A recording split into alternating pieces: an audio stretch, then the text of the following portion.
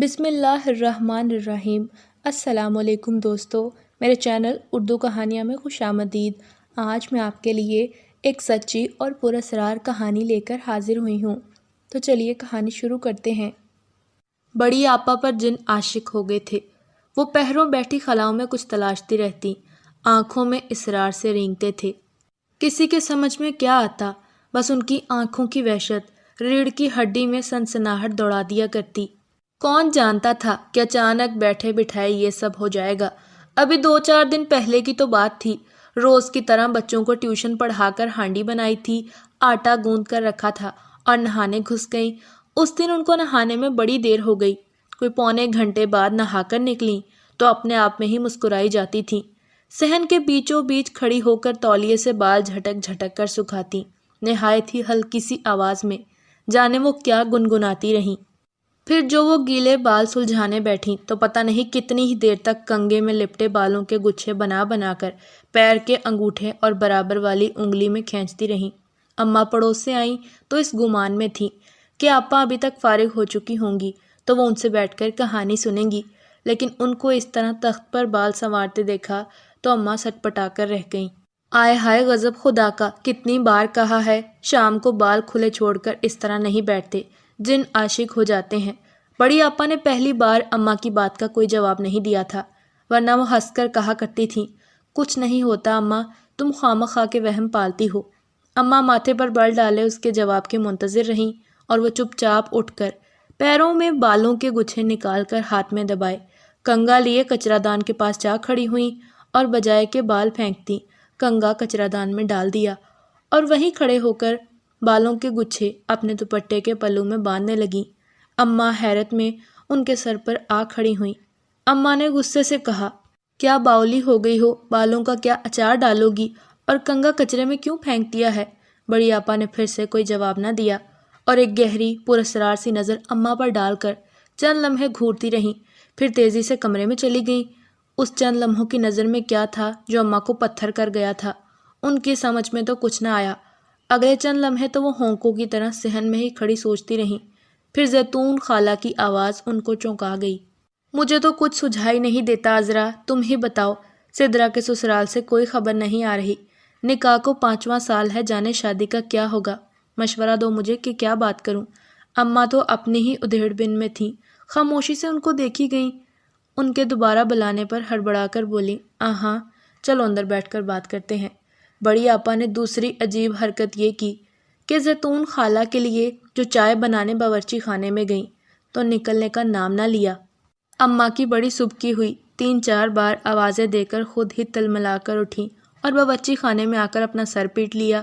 بڑی آپا تو باورچی خانے میں زمین پر بیٹھی گھٹنوں میں سر دیے بیٹھی تھیں، چولہا جل رہا تھا، چائے کی پتیلی سلیب پر یوں ہی دھری تھی، چینی پتی کے ڈبے کھلے پڑے تھے۔ تمہیں چائے بنانے کا کہا تھا، یہاں بیٹھی کیا کر رہی ہو، کیا ہو گیا ہے تمہیں؟ بڑی آپا نے سر اٹھا کر دیکھا، کچھ نہ بولی، بس بڑی بڑی آنکھوں سے اماں کو دیکھتی ہی گئیں۔ چولہے میں جلتی آگ سے زیادہ ان کی آنکھیں لو دے رہی تھیں۔ اماں نے دیکھا تو دیکھتی رہ گئیں، یوں بھی بڑی آپا کے دلکش چہرے پر سب سے نمایاں ان کی آنکھیں ہی تھیں۔ کیا بات ہے بیٹا، پریشان لگ رہی ہو، کچھ برا لگا تم کو؟ بڑی آپا ایک جھٹکے سے اٹھ کھڑی ہوئیں اور عجیب سے انداز میں بولیں، اس نے کہا تھا کہ یہاں بیٹھو میرے پاس۔ اماں دہل کر رہ گئیں، آئے ہائے کیا اول فول بکے جا رہی ہو، کس نے کہا تھا، کون ہے یہاں؟ یہاں تو کوئی نہیں ہے۔ بڑی آپا نے اس طرح دیکھا جیسے ان کو اماں کے بچپنے اور لا علمی پر حیرت ہوئی ہو۔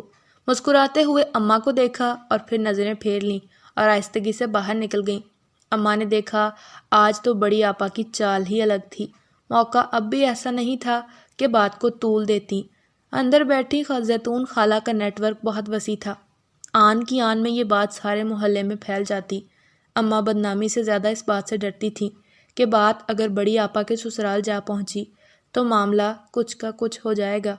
ابھی 3 مہینے پہلے ہی تو شادی ہوئی تھی اور پہلے ہی مہینے میں شوہر اس کو واپس چھوڑ گیا تھا۔ جانے کیا بات ہوئی تھی، بڑی آپا کچھ کہتی تھیں اور شوہر کچھ، اور ساس کی تو خیر زبان کو ویسے ہی آرام نہ تھا، ان کی کہانیاں ہی سب سے الگ ہوتی تھیں۔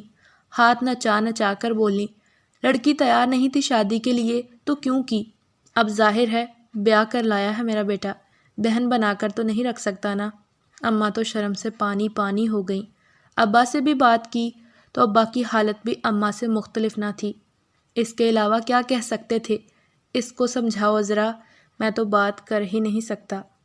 اماں کیا سمجھاتی؟ کسی کے سمجھانے سے کچھ ہوتا ہے کیا؟ بات تو اندر سے اٹھتی ہے۔ بڑی آپا کے نہیں اٹھنی تھی سو نہ اٹھی اور پھر دبتی ہی چلی گئی۔ چوتھا مہینہ لگ چکا تھا۔ سسرال والے تو سمجھو بھول ہی بیٹھے تھے۔ پھر اماں نے مشہور کر دیا کہ حسن خیر سے دبئی چلا گیا ہے، اسی لیے اس کو یہاں چھوڑ گیا ہے۔ 4 دن محلے میں چہ مگویاں ہوئیں اور پھر زبانوں نے ذائقہ بدل لیا، پر اب اماں کو لگتا تھا کہ بات دبنے کی نہیں ہے۔ رات میں میاں گھر آیا تو اس کے سر ہولی۔ مجھے تو ڈر لگتا ہے اس کی آنکھوں سے۔ کچھ کریں جمیل صاحب، کسی کو دکھائیں، کہیں کوئی اوپر کی مخلوق تو نہیں۔ جمیل صاحب بھی اماں کی طرح کم اعتقاد والے تھے۔ دونوں نے آدھی رات تک بات کی اور صبح جلدی جلدی ناشتہ کر کے موٹر سائیکل سٹارٹ کی۔ کسی عامل سے جا ملے، ساری بات ان کے گوش گزار کر دی۔ عامل نے کچھ پڑھ وڑھ کر پانی دیا، ابا لے آئے گھر آئے تو اماں کے پیروں میں بلیاں بندھی تھیں، سارے گھر میں چکراتی پھرتیں۔ صبح سے کمرے میں بند ہے، جتنی بار بھی گئی ہوں بیٹھی باتیں کر رہی ہے، دبی دبی زبان میں۔ مجھ سے تو کچھ نہیں کہتی، نہ سنتی ہے نہ جواب دیتی ہے۔ کیا کہا ہے عامل بابا نے؟ ابا تھکے تھکے سے انداز میں صوفے پر ڈھہ گئے۔ اس کے ساتھ جن ہے، شادی سے پہلے سے ہے۔ یہ پانی دیا ہے بابا نے، اس کو پلانا ہے، اللہ کرم کرے گا۔ بڑی آپا کو پانی دیا تو پہلے تو ٹک ٹکی باندھ کر پانی کو دیکھتی رہیں، پھر ایک جھٹکے سے بوتل اٹھا کر گٹاگٹ پی گئیں۔ آنکھیں وحشت سے ابل پڑیں، عجیب سی آواز میں بولیں، پی لیا ہے، اب تم لوگ جاؤ، مجھے تنگ مت کرو۔ جاؤ یہاں سے، مجھے آرام کرنا ہے۔ اماں ابا پہلے ہی ڈرے ہوئے تھے، فوراً باہر چلے گئے۔ ابا نے اماں کو سختی سے تاکید کر رکھی تھی کہ چھوٹی کو کچھ نہ پتہ چلے، وہ سسرال میں پریشان ہوگی، کیا جواب دے گی وہاں اس کی اور بڑی آپا کی شادی ایک ساتھ ہی ہوئی تھی، اور نعمان بھائی کو اماں خود نہیں بتانا چاہتی تھیں۔ مر مر کے تو ان کی اسلام آباد میں نوکری لگی تھی، بہن بھائیوں کے پیار سے واقف تھیں، نہیں چاہتی تھیں کہ وہ نوکری چھوڑ کر آ جائے۔ بڑی آپا کی آنکھوں کی آگ بابا جی کا پانی پی گئی تھی، ان پر کچھ اثر نہ ہوا۔ تعویذ، گنڈے، جھاڑ پھونک سب کروایا گیا، چلے بھی کٹے، پر نہ کٹی تو بڑی آپا پر سے یہ مصیبت نہ کٹی۔ 6-7 ماہ ہو چکے تھے، بڑی آپا کی حالت سمجھنے میں ہی نہ آتی تھی، بلکہ مزید خراب ہونے لگی۔ کبھی کہتی کہ کمرے سے بدبو آتی ہے اور صرف ڈال کر پورا کمرہ دھوتے دھوتے شام کر دیتی، کبھی ہر گھنٹے بعد نہانے گھس جاتی اور کبھی تو 10 دن تک پانی کو ہاتھ نہ لگاتی۔ اب تو ان کے سر میں جوئیں پڑ گئی تھیں، جسم سے بدبو آتی تھی، آنکھیں اندر جا دھنسی تھیں، ہفتوں کچھ نہ کھاتی اور جب کچھ کھانے بیٹھتی تو 7 روٹیاں ڈکار جاتی۔ کچھ سمجھ میں نہیں آتا تھا۔ اماں نے کوشش تو بہت کی مگر بات چھپی نہ رہی۔ چھوٹی کے سسرال والے بھی آئے اور نعمان بھائی بھی ہفتہ رہ کر چلے گئے۔ محلے والے آ کر اب آنا چھوڑ گئے تھے۔ رہ گئی غریب اماں، ابا، بڑی آپا اور ان کا جن۔ لگتا تھا جن تو عاشق ہے ہی، بڑی آپا بھی کم عاشق نہ تھے اس پر۔ اب تو راتوں کو اٹھ کر سنگھار کرنے لگی تھیں، سرخی پاؤڈر لگا کر، بدن کو خوشبوؤں میں رچا کر کمرہ بند کر کے بیٹھتی، صبح نئی نویلی دلہن کی طرح شرماتی پھرتی۔ اماں اور ابا نے کوششیں تیز کر دیں۔ کوئی بنگالی بابا تھا، ہر جمعرات کو گھر آنے لگا۔ اماں بیچاری تو پاگل ہی ہو گئی تھی۔ بنگالی بابا نے خوب نوٹ کمائے، نتیجہ کچھ نہیں، پھر انہوں نے بھی آنا چھوڑ دیا۔ بڑی آپا کی آنکھوں کی وحشت اب پورے گھر میں پھیل چکی تھی، سناٹے راج کرنے لگے۔ ابا اماں آپس میں اب بس آنکھوں ہی آنکھوں میں بات کیا کرتے۔ بڑی آپا تو دنیا جہان سے بے خبر ہو گئی تھی، ان کو نہ آواز سنائی دیتی تھی نہ سناٹا۔ پھر ایک دن آپا کی ساس آن دھمکی اور بڑی آپا کو دیکھ کر ڈر ہی گئی۔ اماں نے بہت کوشش کی تھی کہ بڑی آپا سامنے نہ آئے، لیکن وہ آ گئیں اور وہ واویلا مچایا کہ خدا کی پناہ، گندی گالیاں، تانے، کوسنے اور جانے کیا کیا، جو منہ میں آتا تھا بکتی جاتی تھیں۔ ایک ہی رٹ تھی کہ یہ مجھے لینے کیوں آئی ہیں، میں اس عورت کے ساتھ نہیں جاؤں گی۔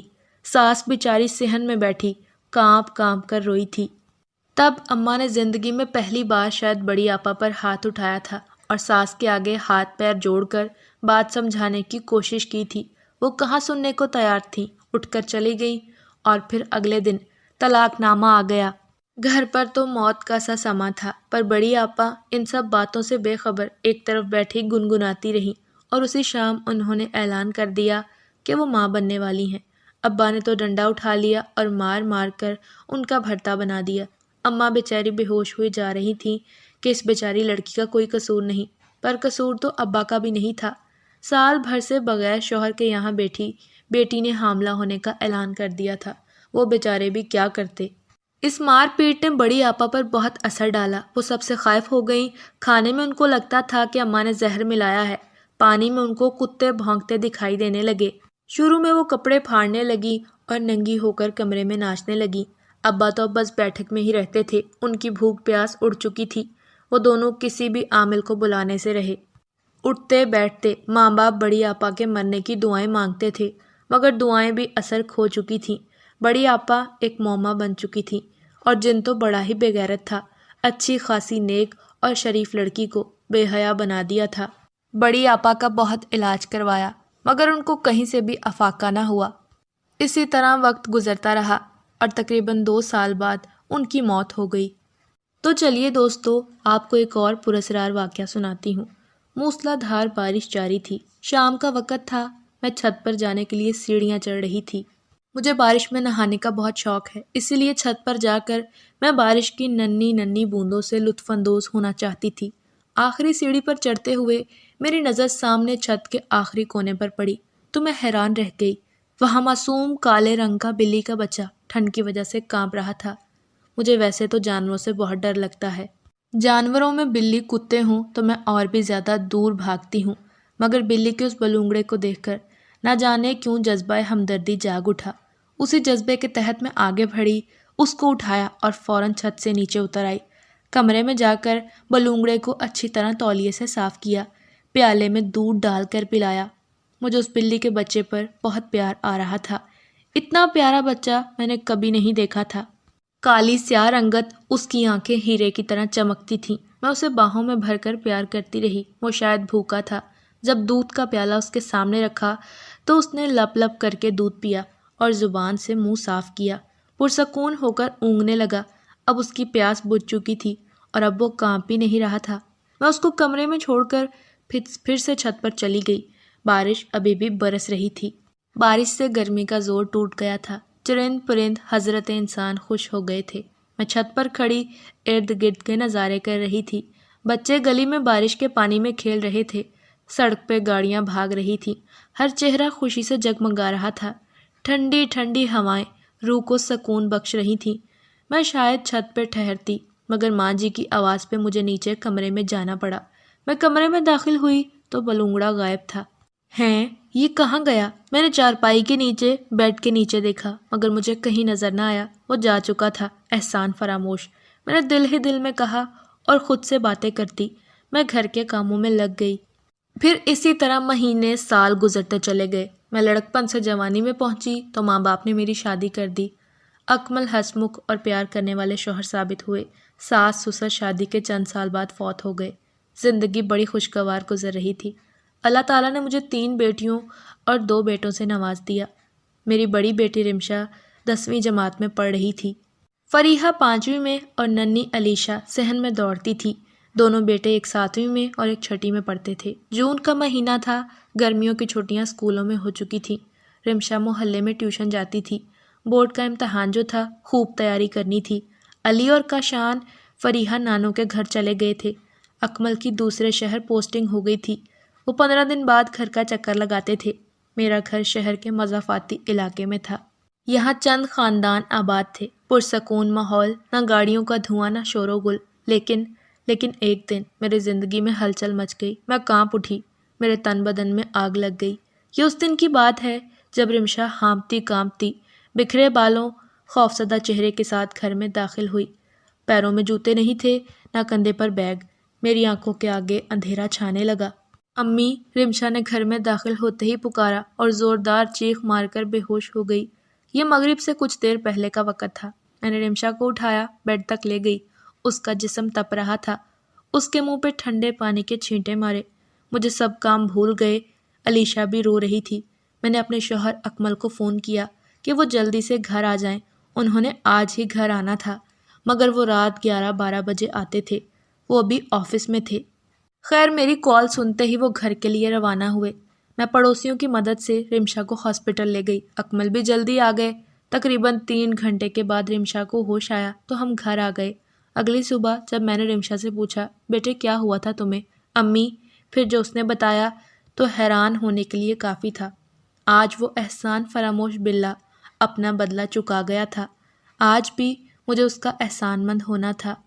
رمشا نے بتایا کہ وہ ٹیوشن سینٹر سے گھر آ رہی تھی۔ راستے میں انسانی بھیڑیے تاک لگائے بیٹھے تھے۔ انسانی روپ میں شیطانوں نے میری بچی کو نوچنا چاہا۔ جانے وہ آوارہ کتے کب سے میری بیٹی کے پیچھے پڑے تھے اور اپنے ناپاک ارادوں سے میری بیٹی کی عزت خاک میں ملانا چاہتے تھے۔ ٹیوشن سینٹر سے گھر تک آنے میں کھیتوں سے گزر کر آنا پڑتا تھا۔ رمشا جب کھیتوں سے گزر رہی تھی تو اس وقت ان درندوں نے اسے اپنی طرف کھینچ لیا۔ یہ درندے اچانک رمشا کے سامنے آ گئے اور اس سے بدتمیزی کرنے لگے، اور پھر اس سے پہلے کہ میری بچی بے آبرو ہو کر جیتے جی مر جاتی تبھی کھیتوں سے موٹا تازہ بوڑھا سا بلّا نکلا اور آنن فانن اس نے چاروں درندوں کے چہرے نوچ لیے۔ ان کے چہروں سے خون فوارے کی طرح پھوٹ پڑا تھا۔ رمشا ان کے چنگل سے آزاد ہو کر گھر کی طرف بھاگی۔ جوتے وہی رہ گئے، بیگ بھی دوپٹہ بھی۔ آج اللہ نے میری لاج رکھ لی تھی، ورنہ میں کسی کو منہ دکھانے کے لائق نہ رہتی۔ میرے ہونٹوں پر خیر کے کلمات تھے۔ ابھی ہم ماں بیٹی صحن میں بیٹھے باتیں کر رہے تھے کہ دیوار سے میاؤں میاؤں کی آواز آئی۔ میری نظریں آواز کے تعاقب میں اٹھ گئیں اور دوسرے لمحے میری بیٹی رمشا خوشی سے بول رہی تھی امی یہی وہ بلّا تھا جس نے مجھے بچایا، جس نے میری عزت بچائی۔ امی یہی تھا وہ بلّا۔ اور پھر مجھے پہچاننے میں دیر نہ لگی۔ یہ وہی بلّا تھا جس کو بارش میں اس کے بچپن میں کمرے میں لے جا کر دودھ پلایا تھا، اس کی بھوک مٹائی تھی، اس کی جان بچائی تھی۔ آج اس نے میری بچی کی عزت آبرو بچا کر بدلہ چکا دیا تھا۔ وہ احسان فراموش نہیں تھا، اور میں سوچ رہی تھی انسانوں سے یہ جانور بھلے جو احسان فراموش نہیں ہوتے، اور انسان تو انسانوں کو نوچتے پھرتے ہیں۔ اس کے بعد میں بلے کا انتظار کرنے لگی کہ وہ دیوار سے نیچے اتر آئے گا اور میں اس کی بے پناہ خدمت کروں گی، لیکن وہ تو دیوار سے ایسے غائب ہوا جیسے آیا ہی نہیں تھا۔ نہ میں نے اسے دیوار سے نیچے اترتے دیکھا، وہ وہیں بیٹھے بیٹھے ہی غائب ہو گیا تھا۔ یا وہ واقعی بلّا تھا یا اس کا تعلق جنات سے تھا؟ اس سوال کا جواب بھلا کون دے سکتا ہے؟ آپ بتا سکتے ہیں؟ تو ویورز، کیسی لگی آپ کو آج کی میری یہ کہانی؟ کمنٹس میں اپنی رائے کا اظہار ضرور کریں۔ مزید خوفناک اور سبق آموز کہانیوں کے لیے میرے چینل کو سبسکرائب کرنا نہ بھولیں۔